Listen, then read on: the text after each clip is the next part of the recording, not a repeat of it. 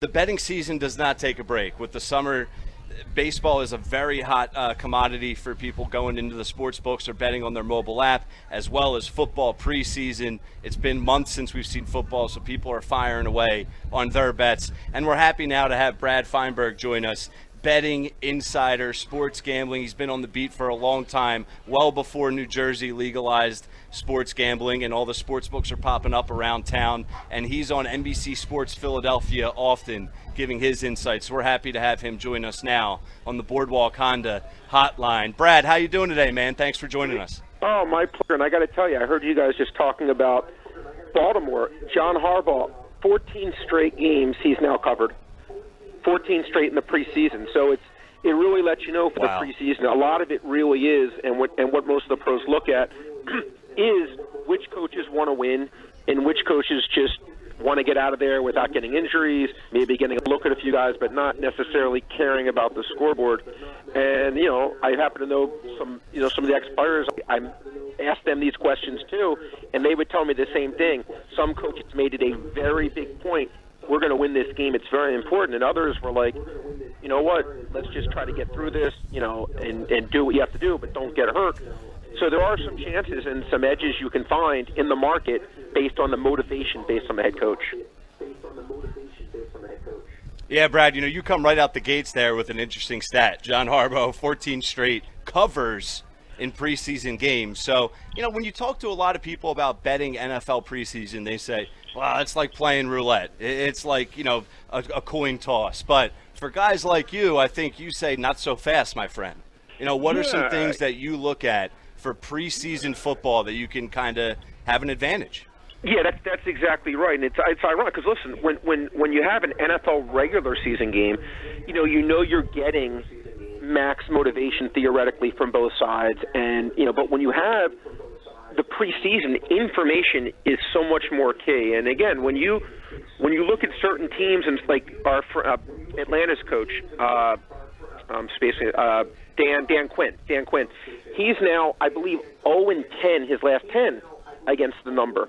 So, there's the guy who obviously, he's an established coach, went to the Super Bowl a few years ago, probably doesn't put as much of a premium on winning the games. And what I like to look for is when you get a new coach, a new situation, a guy who's looking to establish like a winning culture, I think that's usually a strong subset because that coach wants to have a winning identity. He probably cares more about winning than obviously someone like a Bill Belichick who's been there forever. And obviously you can get the exception, someone like a John Harbaugh who's been there for years, but he obviously puts a premium on it. And look, it's worked for him.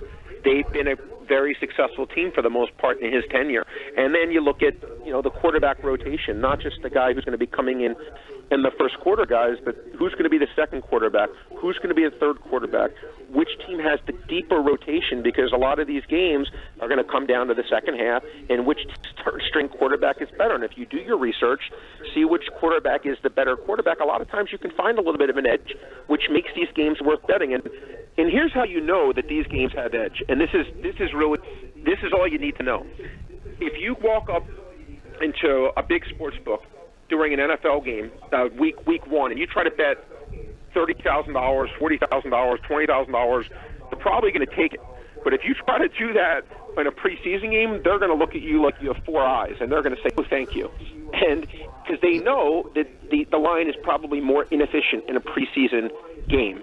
So there definitely is a chance if you do your research and look for those spots, guys.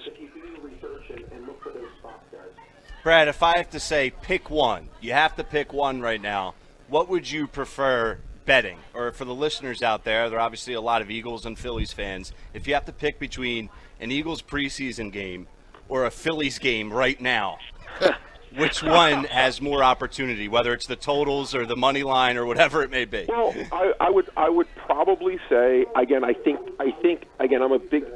would think there's a more inefficient potential market in the NFL preseason game.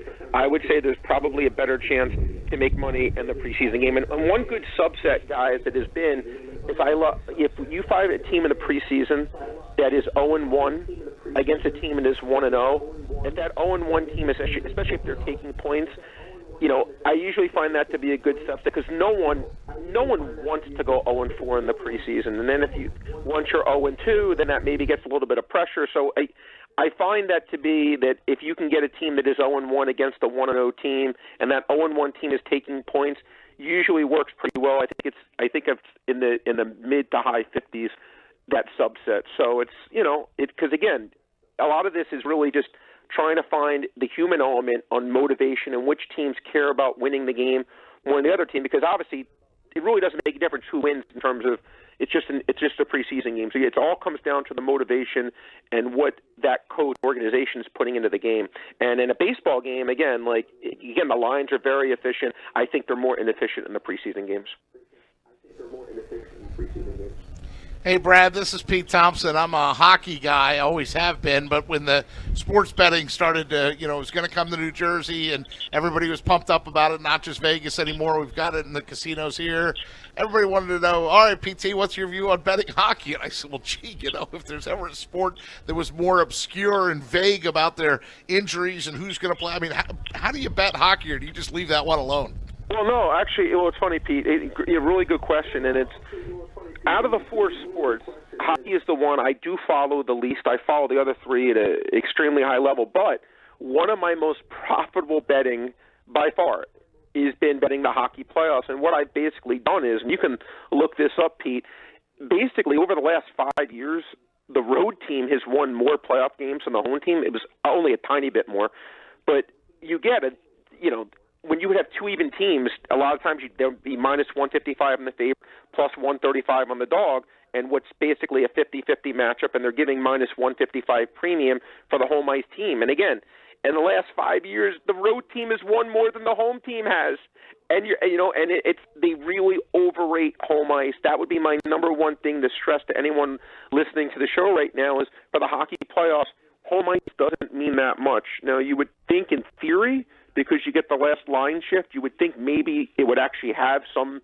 intrinsic value because of that, but the stats just don't back that up. Again, I'm talking postseason. Regular season with travel and whatnot, obviously the home ice does have some benefits, but I found it to be when the travel is dead even for both teams, that you can really do well by taking the underdog, getting like a nice price, or conversely, if you have a team that's $1.80 favor at home, and then they go on the road and they're now minus 110, take the minus 110 on the road because you theoretically have a much better team and a pick'em scenario, and the home ice really isn't that much of a deterrent.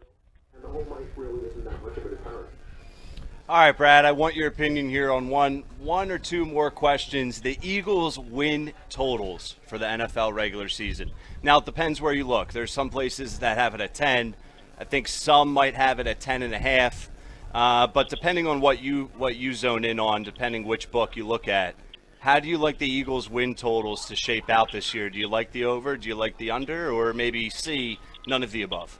No, I bet over 9.5, and I still do like over 10. 10.5 I would not do, but listen, I think Philadelphia is as strong as any team in the NFC. I think this is a loaded team.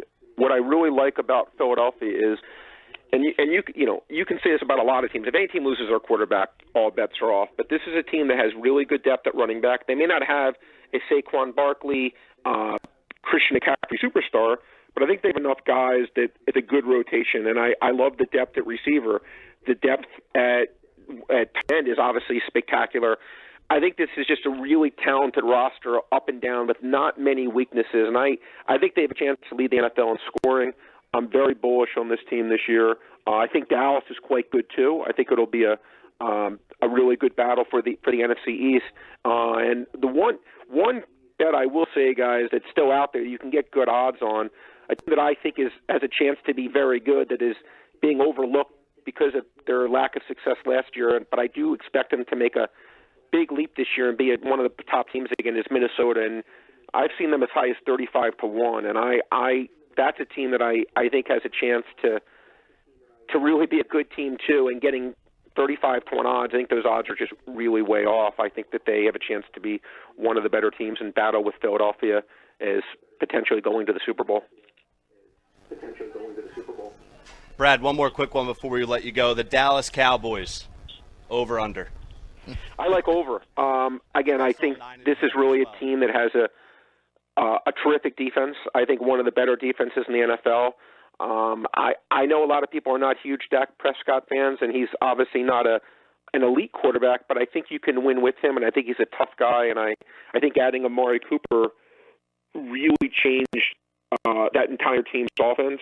I know, again, this is assuming that Ezekiel Elliott re-signs, which I'm assuming they will work that out. Now, I think Dallas and Philadelphia have a chance to even be. It wouldn't shock me if they were the two best teams in the NFC. I actually think Dallas is really good.